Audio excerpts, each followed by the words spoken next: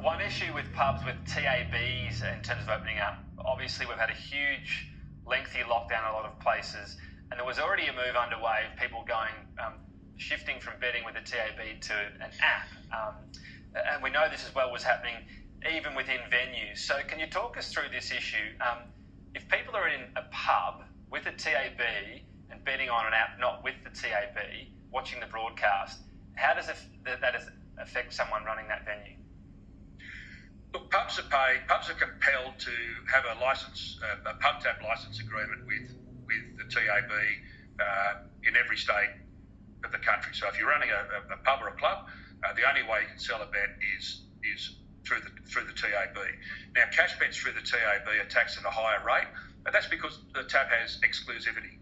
Where the problem, that's fair enough. Where the problem arises is if you've got two fellows sitting side by side, one person betting with the tab and one person betting with a corporate bookmaker via an app. The TAB punter, his bet will land in, say if he's in Sydney, it'll land with the New South Wales government. If it's a corporate bookmaker, the greater likelihood is it will land in the Northern Territory because of the low tax regime in the Northern Territory. At the end of the day, what happens is that those people having the same bet are taxed differently. The person betting with a corporate bookmaker pays a lower tax rate than the person betting with the tab. We're saying that it's simply the same bet and they should be taxed the same way.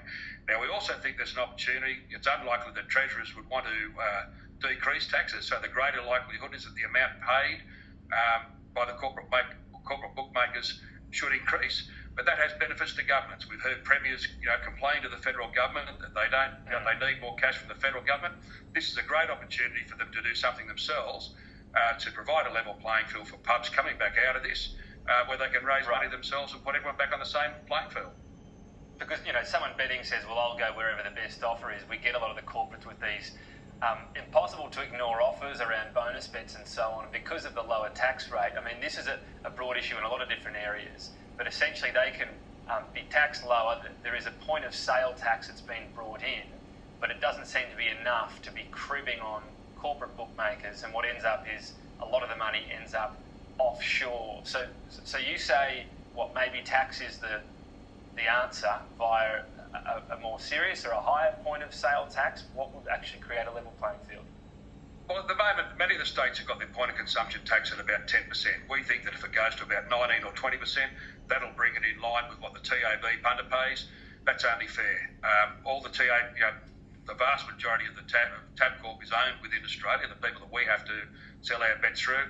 Most of the corporate bookmakers are domiciled in Gibraltar, Ireland and the UK. So all their billions of dollars of profits go offshore. So we think that our pubs should be able to trade on the same basis as our money stays here. Look, many of the foreign bookmakers, all the foreign bookmakers' revenues go offshore.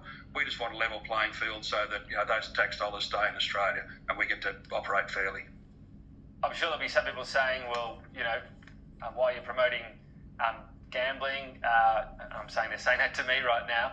So this is the other interesting issue. We've seen massive advertising, particularly in lockdown, because we know a lot of people had more money and some people have used that on punting. Is it time to look at as well the ability of companies to just have this saturation advertising, a lot of sort of very blokey Australiana is how it's been described advertising, and it's in prime time shows as well. We have kids these days talking about games not in terms of who's better but who's paying $1.55. Is that a bit of a worry as well? Tom, if you walk past your local pub, you'll probably see a sign out the front that says TAB, and that's about the extent to which hotels advertise gambling on races, what have you. Unfortunately, when you go home and turn on the news and watch the footy or whatever, there is absolute saturation of gambling advertising. And that's partly enabled by the massive profits that the corporate bookmakers enjoy. This whole thing is about customer acquisition. So it's all about them sort of trying to acquire customers from the TAB. If there were further limits, I think people, many mums and dads sitting on the couch with their child watching the footy would enjoy, perhaps a few less ads, promoting gambling companies. Well, opening up day for pubs Monday. We'll check in and see how it's all going, Stephen Ferguson. All the best for all the pubs you, of course, represent as they hope to make a buck again soon. Thank you. Thanks very much, Tom.